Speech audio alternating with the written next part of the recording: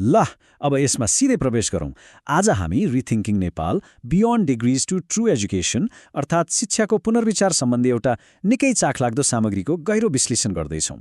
यो सामग्रीले हाम्रो वर्तमान शिक्षा प्रणालीमाथि एउटा धेरै नै साहसिक र गम्भीर प्रश्न उठाएको छ।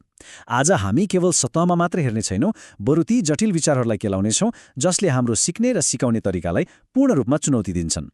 एकछिन सोच्नुस् त, के शिक्षा भनेको साँच्चै एउटा डिग्री हात पार्नु मात्रै हो त?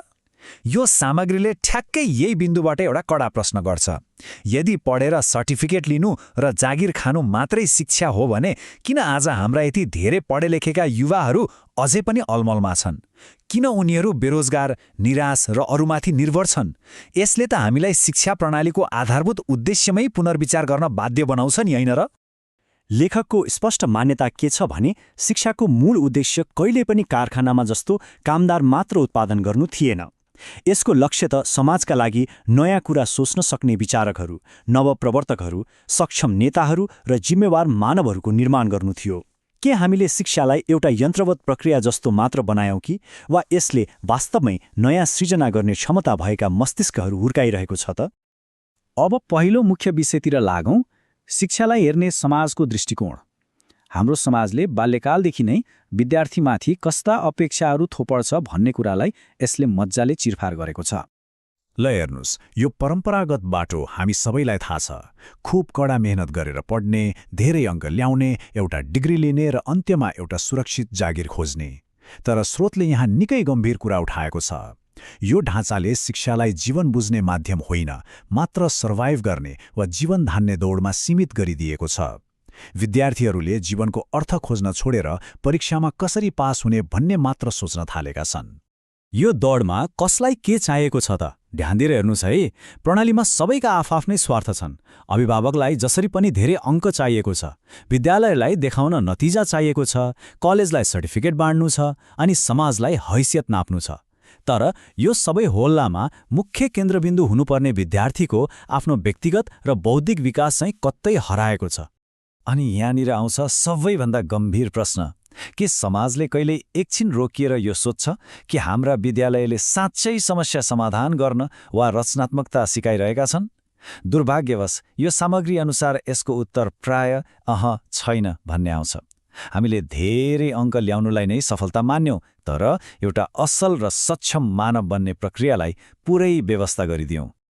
यसले हामीलाई दोस्रो महत्त्वपूर्ण खण्डतर्फ डोर्याउँछ, शिक्षा र जागिरको तालिम बीचको फरक।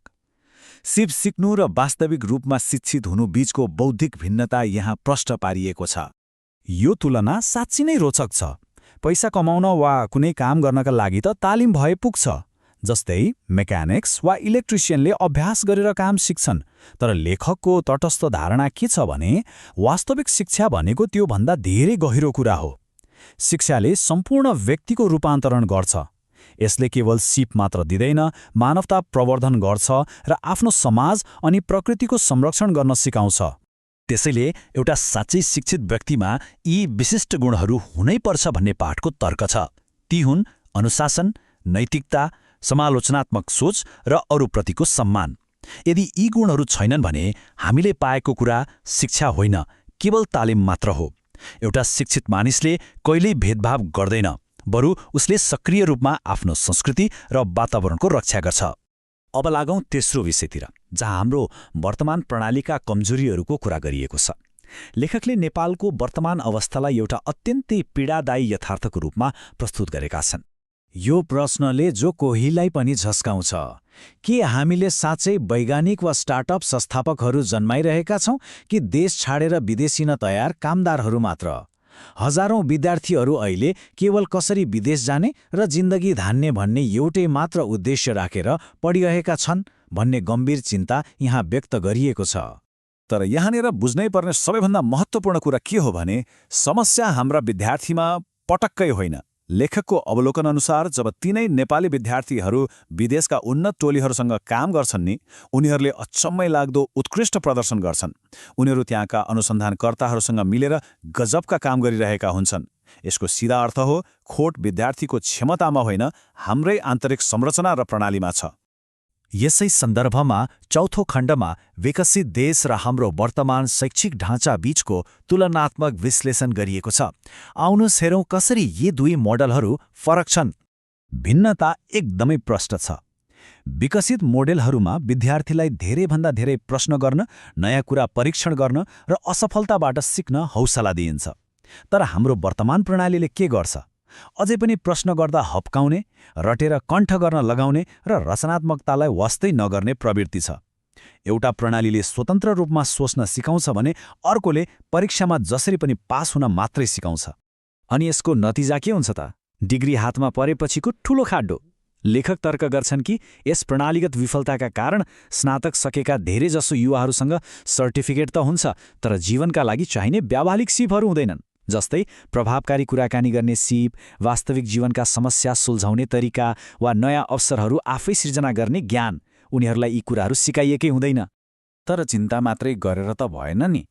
अब 5औं तथा अन्तिम खण्डमा एउटा साँच्चैको शैक्षिक प्रणाली कस्तो हुनुपर्छ भन्ने बारेको निकै सुन्दर र आदर्श दृष्टिकोण प्रस्तुत गरिएको छ। यहाँ प्रस्तुत गरिएको भविष्यको पाठ्यक्रम साँच्चै नै गजबको छ। यसले केवल जागिर खोज्ने होइन, बरु जागिर आफै सिर्जना गर्ने पुस्ता तयार गर्ने लक्ष्य राखेको छ। स्रोतका अनुसार अबको पुस्तालाई वित्तीय ज्ञान, उद्यमशीलता, भावनात्मक बुद्धिमत्ता र प्रविधिसँगै वातावरणीय जिम्मेवारी जस्ता कुराहरू सिकाइनु नितान्त आवश्यक भइसक्यो।